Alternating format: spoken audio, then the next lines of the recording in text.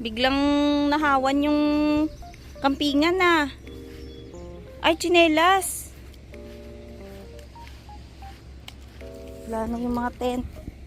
Nawili ako sa pagluluto. Ayan o, sila lola na lang naiwan. Okay ba yung gulong mo? Lipat mo yung ano dito, table. Okay na? Parang kumunti na yung dala natin. Siyempre na ano na yung mga pagkain. Ay, oo. Naubos halos na. Diyan na muna yung tsinelas ko. Ay, timba pala. O, timba. Ito yung bakas ng kahapon, puro bote. Son! Yan. Ano, kamusta yung first time na camping nyo? Ito, interview natin. Kamusta? Na-enjoy.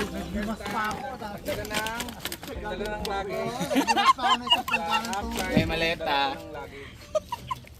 First time na nagdala ng maleta.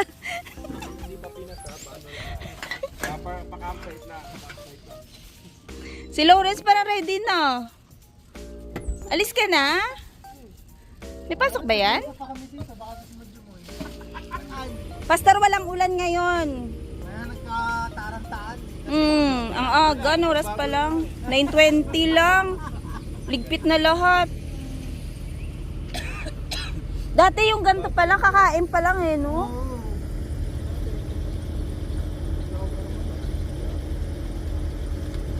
Uulit ka pa ba, Jason? Mag-suggest tayo mo si Mark. Uulit tayo. Uulit pa ba yung edge? Kasi next year, nandito na yung asawa mo. Ayaw nga. Parang pilit yung Gaarating na ulit. Ulit, parang may diin na. May diin yung sa dulo. ikutan mo muna dun kung may naiwan ka dun. Yung cellphone yan, dyan ha? Oo. Double check natin muna dito sa pinwestuhan natin kung may mga naiwan.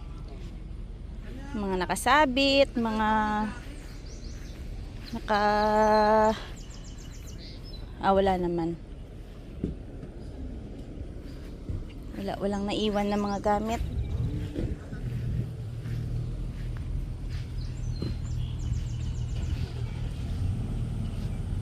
Yan, dapat ibalik yung mga lamesa kung saan kinuha.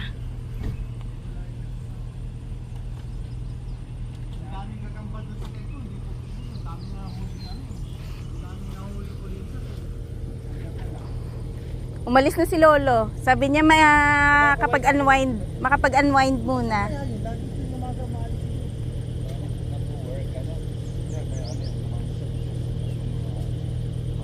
Oh, ano yung may titip mo? Pag-uwian na, dapat kain muna. Oo. Tapos, pahinga muna. Hindi mo na agad. Pastor. Ligpit agad. Para may time pa umupo-upo, no? Kain na lang. Tapos diba? Para mabilis. Sabihin nyo may forecast ng ulan. Lokohin nyo. Oh, gaya nito, 9:30 wala nang mga tent. Nagmamadaling umuwi kasi manonood pa ng Korean novela. Korean novela. Hindi pa pala kasi yan si Mark. Pero sa gabi dapat masayang kwentuhan, Oo no? naman. Masaya lalo kasi nandiyan si Mang Mael Mm. at si Ate Maria. First time nila. Shoutout mo, Bes. Shoutout mo si Ate Maria. Nanonood ba yung Ate Maria? Shoutout kay Ate Maria. Salamat pala Ate Maria sa pagulay sa pinakbet. Hindi pa masyado nag-enjoy si Jason kasi tulugin pa eh. So hindi pa bininyagan yung Ford HST ng gamit. So next time magkakarga na yan ng kahoy. Kahoy ba dapat? Lalagay ng basket sa itaas tapos kahoy. Take- Sabi ko sa next na camping, Mark, lalagyan na ng kahoy. Take 2 ulit sa tali. Yung dalawang box naging 3 na. Magaan nga. Halos naubos yung mga pagkain kaya wala nang bit-bit.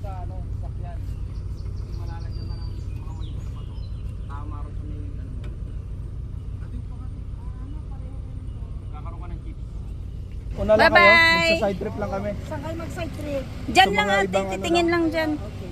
Thank you ate, ingat. Thank you, din. See you po sa Cypress Hills. Ay, marami pa akong kwento, ano? Oo te, baka may ikwento ka ulit. Ingat. Yan, si uwian na po kami. Ayan sila oh. Paalis na din sila. Ito na yung hindi masayang part, yung uwian na. At least maya naman tayo. Ayan na, nauna na po sila sa amin. Biglang nanahimik. Kami lang yung maingay eh. Nanahimik po bigla yung area na to. Daan lang po namin yung basura. Kasi yung basurahan nila nandito sa labasan.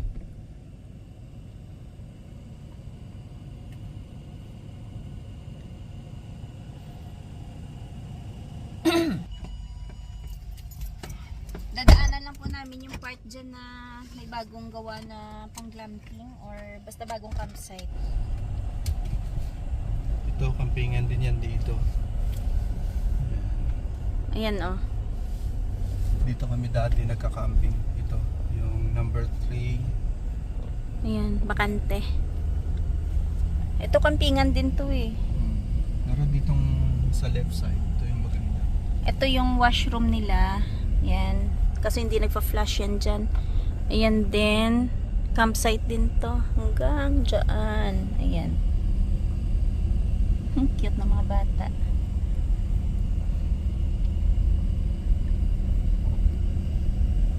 Mga Pinoy pa. Mga nagka-camp.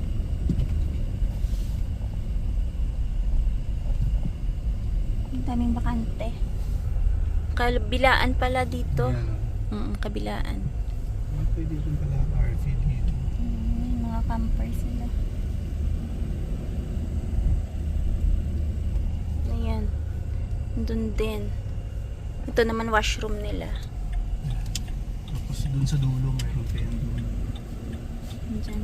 Hanggang doon pa sa dulo. So ikot lang tayo. Namasyal lang po kami.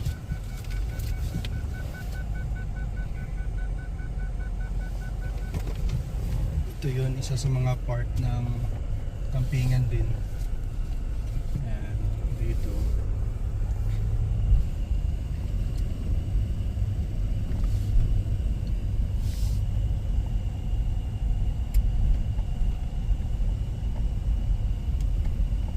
Parang Elmview ata yung tawag dito sa area na to.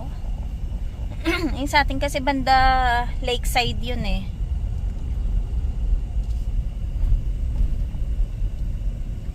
Tsaka yung mga nagka-camping dito, hindi lang one night yung stay nila. Madalas mga 2 nights, 3 nights. Kaya yung iba may mga sampay-sampay sa labas. Na-enjoy nila yung stay nila ng medyo matagal. Ito naman basurahan nila dito. So ito yung direction niyan, nandun yung pool.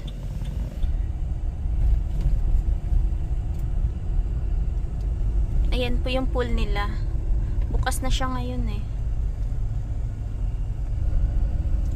Alam mo, pa lang. first time natin na pumunta dito. Nga. No? Ayun lang.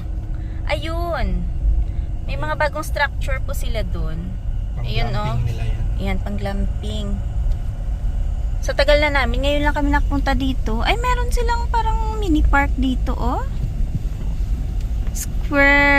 Squarely dito, may gold put and play. Oh. Ang ganda, Bing, oh. Ayun, mga RV naman dito. Group yan, no? Group camping. Ayun.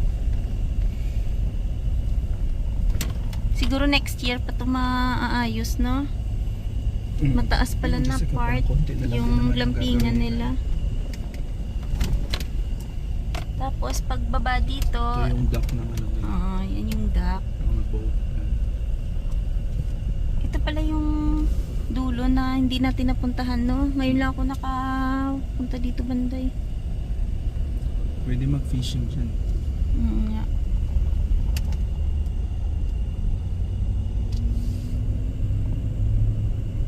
So ito pabalik na to doon.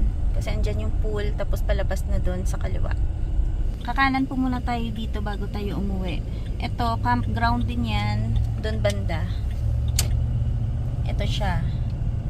Maple Vale, Shady Lane, tsaka Trail Ends. Yan, yung mga klase ng campground dito.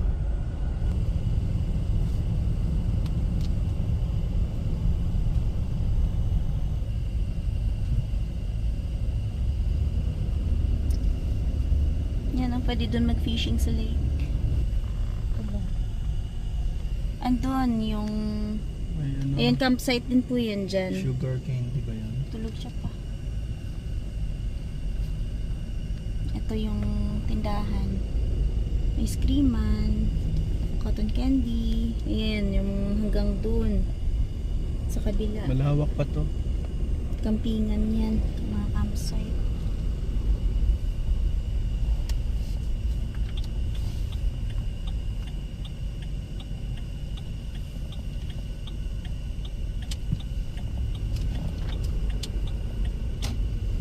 Ito may playground sila dito. Parang mas maganda pa rin yung area na yan pa, no? Kaysa dito, no? Parang mas malinis ito.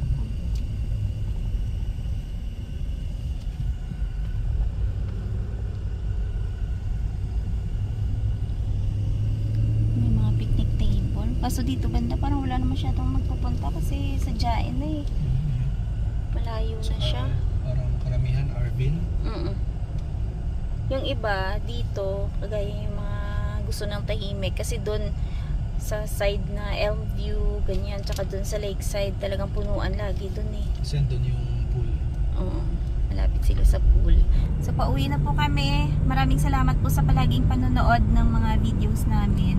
Sana nag-enjoy po kayo sa panonood ng camping po namin. Wala namang masyadong kaganapan kasi most of the time nasa campsite lang kami, tsaka kagaya kahapon na ulan. So wala masyadong pasyal-pasyal sa labas. Kita-kita po tayo sa sunod na camping namin sa Cypress Hills naman.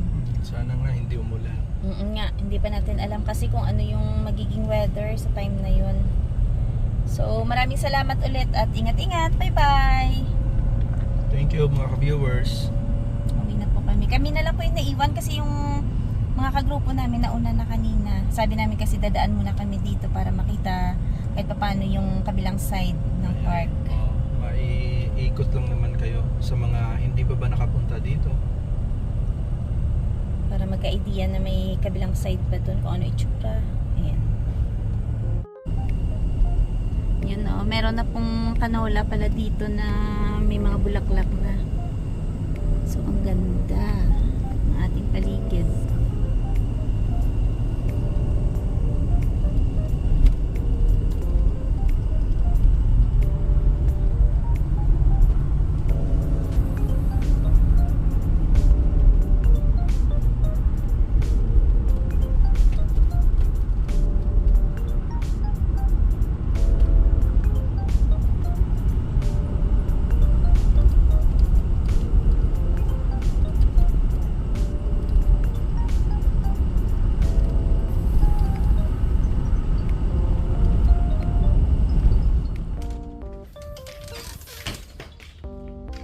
Sasampay ni Dadong yung tent namin.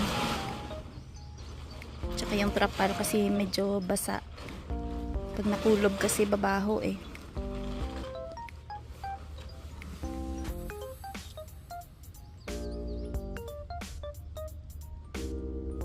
Yung sa pen mismo pa. Yung bubong pala.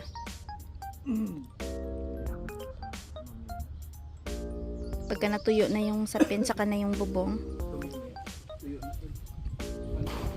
Hindi naman namaho. May barbecue. May usok.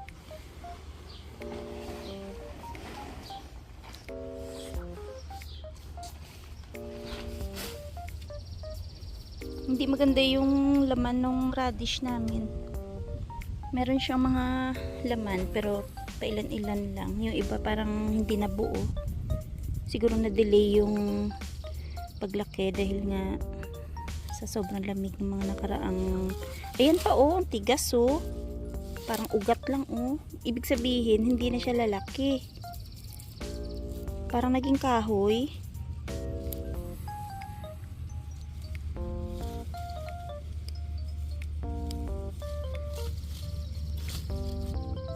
Siguro overdue na to kasi yung iba matigas na.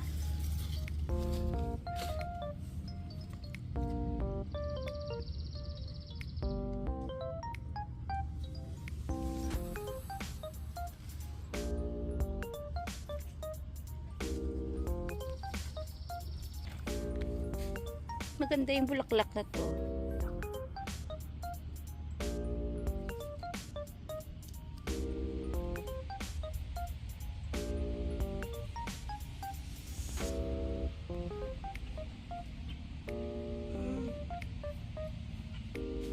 Binahawan na yung talong.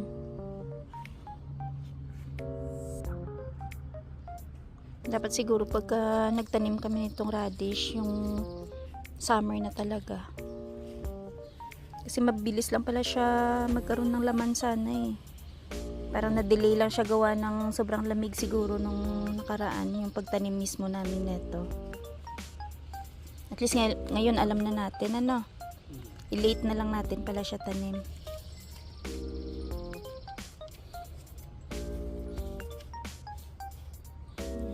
Pinron na rin niya yung kamatis.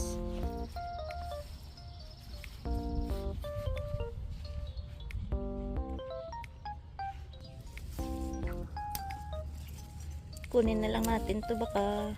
Pero yung iba matigas na eh. Ayan no. Parang kahoy na. Hindi na siyang puslan pa. Parang hindi na pwede gulayin. Pero yung bagong, yung medyo maliit pa yung puno niya, malambot.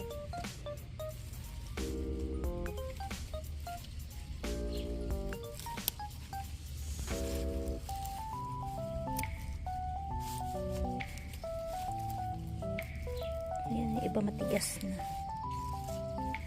Magulang.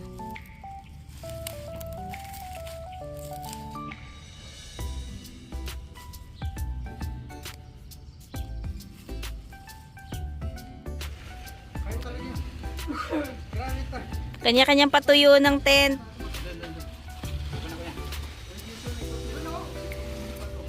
Oo nga, tuyo na yung isa.